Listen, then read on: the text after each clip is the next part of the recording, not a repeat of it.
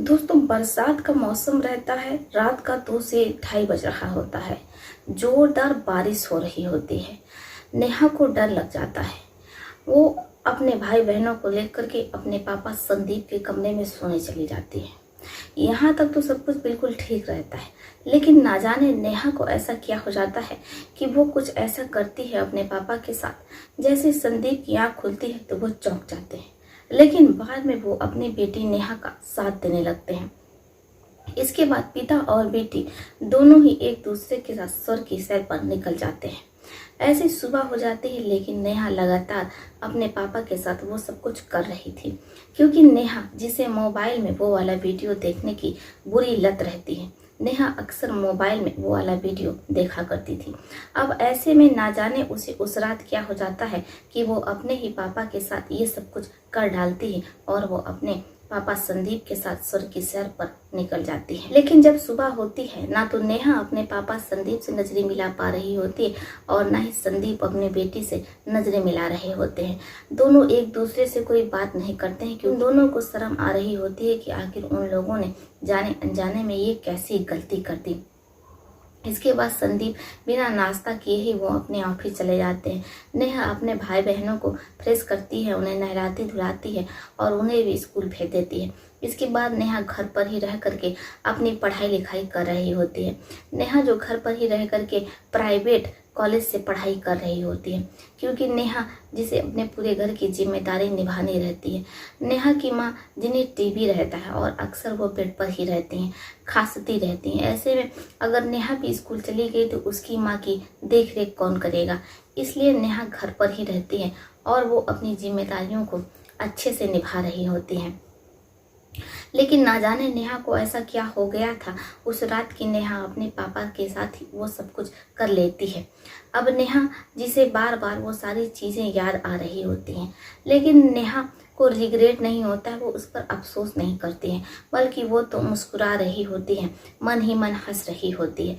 नेहा की माँ जो कि बिस्तर पर पड़ी रहती हैं, वो अपनी बेटी नेहा से पूछती हैं कि बिटिया क्या बात है, आखिर तुम क्यों इतना मन ही मन मुस्कुरा रही हो, हमें भी कुछ बताओ। अब नेहा अपनी माँ को बताती तो क्या बताती कि उसने उनके ही सुहाग पर हाथ साफ कर लिया है। अब ऐसी सब कुछ चल रहा होता है। जैसे ही शाम होती है तो शाम को संदीप ऑफिस से अपने घर आते हैं, लेकिन वो नेहा से बात नहीं करते हैं, ना तो नेहा ही अपने पापा संदीप से बात कर रही होती है। इसके बाद नेहा अपने पापा के लिए खाना निकाल देती है। संदीप खाना खाते और खाना खाने के बाद बिना अपनी बेटियों से, बेटे से, पत्नी से कुछ कहे वो कमरे में चले जाते हैं। नेहा भी कुछ नहीं कहती, लेकिन जैसे ही रात का 12 साढ़े 12 बजता है, नेहा फिर से अपने पापा संदीप के कमरे में सोने चली जाती है। नेहा के पापा संदीप जो कि खर्राटा ले रहे होते हैं, लेकिन तभी उन्हें किसी का स्पर्श महसूस होता है, मुलायम मुलायम सा। वो स्पर्श किसी और का नहीं बल्कि नेहा का ही रहता। नेहा के स्पर्श करने से, उसके छूने से उसके पिता संदीप की नींद खुल जाती है। वो जैसे ही अपनी बेटी को देखते हैं तो दंग रह जाते हैं, क्योंकि नेहा के कपड़े पूरे कमरे में बिखरे पड़े रहते हैं। अब जैसे ही संदीप ये देखते हैं तो वो पूछते हैं नेहा से कि आखिर क्या बात है बेटा, तुम्हारे कपड़े कमरे में क्यों गिरे पड़े हैं। लेकिन नेहा अपने पापा संदीप का कोई जवाब नहीं देती है। इसके बाद पिता संदीप भी अपने बेटी की भावनाओं को समझ लेते हैं और फिर वो दोनों एक दूसरे के साथ स्वर्ग की सैर पर चले जाते हैं। ऐसी सुबह हो जाती है। संदीप और नेहा स्वर्ग की सैर कर रहे होते हैं। नेहा और संदीप दोनों पसीने से लथपथ हो जाते हैं, लसड़ फसड़ हो जाते हैं, लेकिन इसके बावजूद वो दोनों स्वर्ग की सैर कर रहे होते हैं। नेहा जिसे काफ़ी तकलीफ भी हो रही होती है, लेकिन वो उन सब चीज़ों को मुस्कुरा करके झेल रही होती है। नेहा के चेहरे पर मुस्कान रहती है, नेहा के चेहरे पर हंसी रहती है। जब सुबह होती है, 9 साढ़े 9 बजता है, तो नेहा कमरे से बाहर निकलती है। आज नेहा को काफ़ी ज़्यादा देर हो गया था, इसलिए उसके भाई बहन भी स्कूल नहीं जा पाते हैं। नेहा अपने भाई बहनों के कमरे में जाती है, उनसे कहती है कि वो जल्दी से ड्रेस पहन लें। नेहा के भाई बहन कहते हैं दीदी अब तो 9 बज गया है, स्कूल का गेट बंद हो गया होगा, अब हम स्कूल जाएंगे तो टीचर हमें बहुत पीटेंगी, इस वजह से वो लोग स्कूल नहीं जाते हैं। इधर नेहा अपने काम काज में लग जाती। आज भी नेहा के पिता संदीप उससे बिना कुछ कहे, बिना नाश्ता किए वो चले जाते हैं। अब जब शाम होती है तो फिर नेहा के पापा घर पर वापस आते हैं। फिर नेहा के पापा संदीप को और उसकी मम्मी वैष्णवी को मछली बहुत पसंद रहती है, इसलिए नेहा के पापा अपनी पत्नी वैष्णवी और अपने बेटा बेटियों के लिए उनकी पसंदीदा मछली लेकर के आते हैं। नेहा मछली को बहुत अच्छी सी बनाती है। सभी लोग उंगलियां चाटते रह जाते हैं। पूरा परिवार खाना खाने के बाद सोना चले जाता है। नेहा भी अपने कमरे में सोने चली जाती है, लेकिन फिर जैसी रात होती है ना जाने नेहा को क्या हो जाता है, क्योंकि नेहा मोबाइल पर वो वाला वीडियो देखती है और जब वो वाला वीडियो देखती है तो वो खुद पर संयम नहीं बरत पाती। उसे कुछ समझ में नहीं आता है कि वो करे तो क्या करे। फिर वो अपने पापा के कमरे में जाती है और अपने पापा के साथ वो सब कुछ करने लगती है, यानी कि स्वर्ग की सैर पर निकल जाती है। तभी उसके मोबाइल पर बार बार फोन आ रहा होता है। नेहा नंबर स्विच ऑफ कर देती है और सुबह तक वो अपने पापा के साथ आनंदित हो रही होती है, मजे ले रही होती है, लाइफ को एंजॉय कर रही होती है।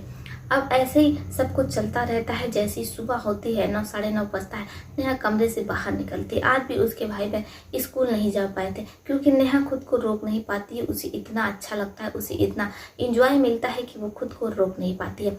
अब उसके भाई बहन जो कई दिनों से स्कूल नहीं जाते हैं, लेकिन अब जैसे ही 10 साढ़े 10 बजता है, नेहा का बॉयफ्रेंड नेहा के घर पर आ जाता है और वो नेहा से पूछता है कि आखिर उसने रात को मोबाइल क्यों बंद कर दिया था। वो इससे इतना ट्राई कर रहा था, उसे फ़ोन लगा रहा था। नेहा कहती है कि जी तुम तो मेरे पीछे ही पड़ गए हो। माना कि तुम मेरे बॉयफ्रेंड हो, हम तुम्हें चाहते हैं, लेकिन तुम क्या हमारे सर पर बैठ जाओ। अरे हमारी मर्जी, हम सो गए थे इसलिए तुम्हारा बाबा फ़ोन आ रहा था, हम बहुत गहरी नींद में थे, हमने नंबर स्विच ऑफ कर दी, क्योंकि हमें पता था अगर हमारा नंबर खुला रहेगा तो तुम भी फ़ोन करोगे और परेशान होगे, पूरी रात जागते रहोगे, हमें फ़ोन लगाते रहोगे, इसलिए हमने नंबर स्विच ऑफ कर दिया था। बॉयफ्रेंड विक्की नेहा पर काफ़ी ज़्यादा चिल्लाता है और नेहा से कहता है कि देखो जो कुछ भी तुमने मेरे साथ किया तुमने अच्छा नहीं किया, मैं जानता हूँ कि तुम मुझे धोखा दे रही हो। नेहा का बॉयफ्रेंड निक्की से काफ़ी ज़्यादा जोर जोर से बहस कर रहा होता है। तभी नेहा के पापा आ जाते हैं। जैसे नेहा के पापा आते हैं तो वो अपनी बेटी नेहा से पूछते हैं कि ये कौन है। नेहा कहती है कि पापा ये मेरे कॉलेज का दोस्त है जो कि मुझे नोट्स देने आया था। अब जैसे पिता ये सुनते हैं तो वो अपने ऑफिस के लिए चले जाते हैं। संदीप ऑफिस जाते हैं, नेहा विक्की को अपने घर में बुला लेती है। जैसे विक्की घर में आता है वो इतना ज़्यादा गुस्से में होता है, नेहा को कुछ समझ में नहीं आता है कि वो करे तो क्या करे, इसलिए वो अपने बॉयफ्रेंड विक्की के साथ भी वो सब कुछ करने लगती है। लेकिन विक्की नेहा से सच्चा प्यार करता है, इसलिए वो नेहा से कहता है कि देखो नेहा, तुम इस तरीके की पैतरे आजमा करके हमारा मन नहीं जीत सकती हो, मैं तुमसे सच्चा प्यार करता हूँ। लेकिन इसके बावजूद भी नेहा विक्की की एक नहीं सुनती है।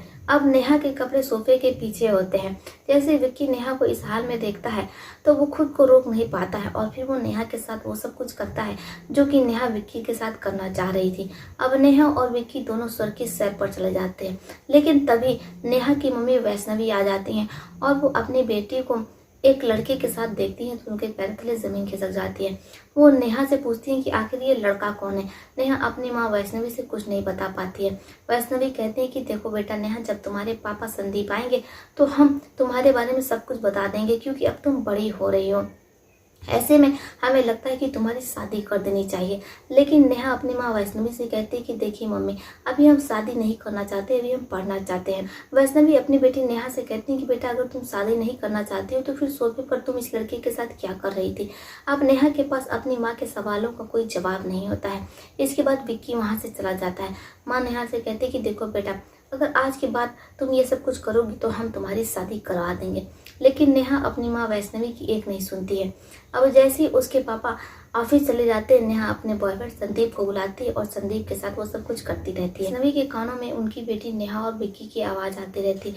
उन्हें कुछ समझ में नहीं आता है कि वो करे तो क्या करे, इसलिए वैष्णवी अपने पति संदीप से पूरी बात बता देते हैं, लेकिन संदीप विश्वास नहीं करते हैं।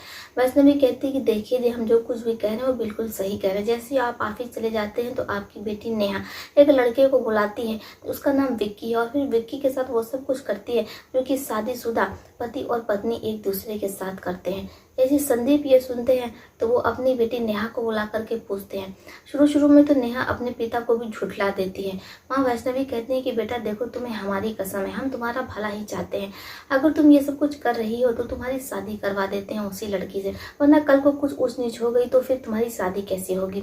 अब नेहा कुछ भी नहीं कहती। इसके बाद नेहा के पिता संदीप विक्की के घर जाते हैं और अपनी बेटी के रिश्ते के लिए बात करते हैं। शुरू में तो विक्की के परिवार वाले साफ मना कर देते हैं, लेकिन नेहा के पापा संदीप कहते हैं कि देखिए हम आपको दहेज में वो सब कुछ देंगे जो आप लोगों की डिमांड है, हम इतने सक्षम है कि अपनी बेटी को दहेज से ला सकते हैं।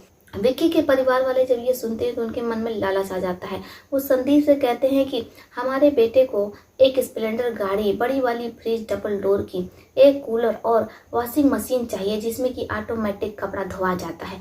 अब जैसे संदीप ये सुनते हैं तो कहते हैं कि बस इतनी छोटी सी बात है, मैं कल ही आपके घर पर दहेज का सामान भिजवा दे रहा हूँ, लेकिन आप लोग मंगनी के लिए आ जाइए। इसके बाद विक्की के परिवार वाले नेहा को देखने जाते हैं।